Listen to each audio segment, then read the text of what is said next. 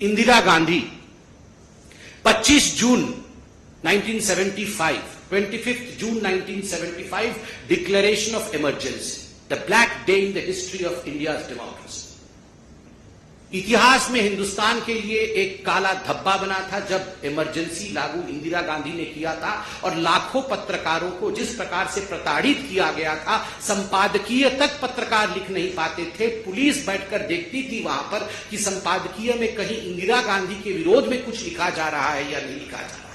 मीसा कानून के अंतर्गत न जाने आप में से कई लोग यंग पत्रकार यहां बैठे हैं, आप में से कितने के पिताओं के ऊपर, कितनों के दादाओं के ऊपर, कितनों के जानकारों के ऊपर, कितने ही पत्रकारों के ऊपर जुल्म ढाया गया मीसा कानून के अंतर्गत, इस विषय से भी हिंदुस्तान वाकिफ है। राजीव गांधी 29 अगस्त 1988, डिफेमेशन बिल 1988, आप याद करिए उस समय बोफोर्स चरम पर था।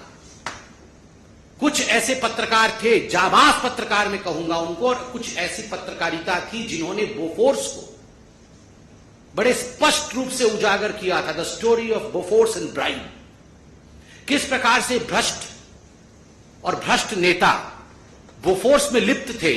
राजीव गांधी जी के इस चरित्र को उजागर करने का काम कुछ बहुत बड़े अखबारों ने किया था। उनको लेकर जिस प्रकार एक डिफेमेशन कानून लाने का प्रयास 1988 में राजीव गांधी की सरकार ने किया था, कानून ले भी आए थे, मगर हिंदुस्तान के इतिहास का वो पहला कानून बना जिसको वापस लेना पड़ा, क्योंकि पत्रकार जगत एक होकर खड़ा हो गया।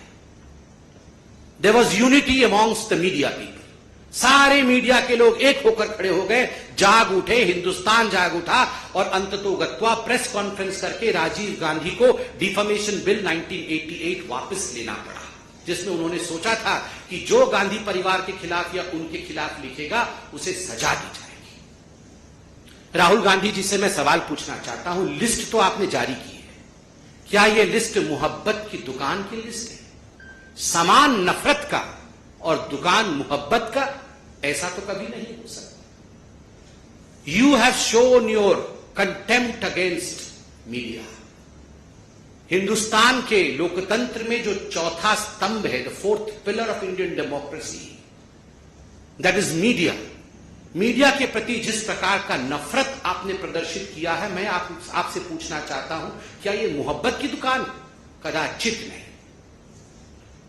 मित्रों, जब ये नेता सवाल पूछते हैं, कांग्रेस पार्टी के नेता जब सवाल पूछते हैं कि सर्जिकल स्ट्राइक में हमें सबूत चाहिए, जब कांग्रेस पार्टी के नेता और आम आदमी पार्टी के नेता ये सवाल पूछते हैं कि सर्जिकल स्ट्राइक और एयर स्ट्राइक फर्जी था, आप हमें सबूत ला के दिखाइए, गिव अस द एविडेंस। जब कांग्रेस पार्टी के दिग्गज नेता पूछते हैं कि भगवान राम किस कमरे में पैदा हुए, बताओ इस कमरे में पैदा हुए या उस कमरे में पैदा हुए। जब किसी दूसरे पॉलिटिकल पार्टी जो आज घमंडिया अलायंस में है उसके नेता पूछते हैं भगवान राम ने किस इंजीनियरिंग कॉलेज से इंजीनियरिंग की, बताइए। जब ये सवाल पूछते हैं तो ठीक है, जायज है, इनको बॉयकॉट नहीं किया जाएगा।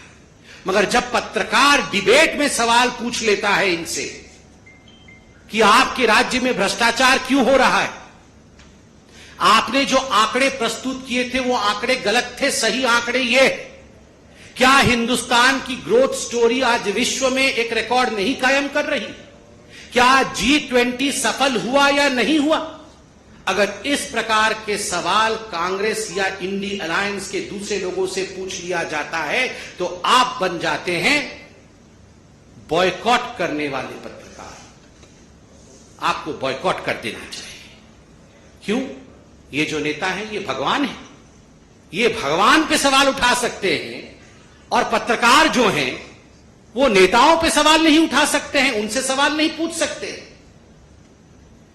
मित्रों, ये राहुल गांधी जब विदेश जाते हैं, अभी भी विदेश में है जहां तक मैं जानता हूं, कुछ प्राइवेट मीटिंग वगैरह कर रहे हैं, आज मैंने देखा है सोशल मीडिया। श्याम पित्रोदा ने बताया प्राइवेट मीटिंग गुप्त रखी जाएगी, बताया नहीं जाएगा। जब ये जाते हैं फॉरेन कंट्री में और विदेश की भूमि में जाके देश के विरोध में बोलते हैं, राहुल गांधी अमेरिका में, लंदन में जाके कहते हैं कि हिंदुस्तान में लोकतंत्र समाप्त हो गया, पत्रकारों के साथ दुर्व्यवहार किया जाता है, We don't have right to express ourselves in India. There is no freedom of speech in India. This is freedom of speech, Rahul ji. ये जो आपने लिस्ट जारी की है, ये फ्रीडम ऑफ स्पीच। नमस्कार, मैं हूं मानक गुप्ता। अगर आपको हमारा ये वीडियो पसंद आया हो तो इसे लाइक और शेयर जरूर करें, और हां, हमें सब्सक्राइब और फॉलो करना ना भूलें ताकि आप देश और दुनिया की कोई खबर मिस ना करें। तो जुड़े रहिए हमारे साथ और देखते रहिए न्यूज़ 24।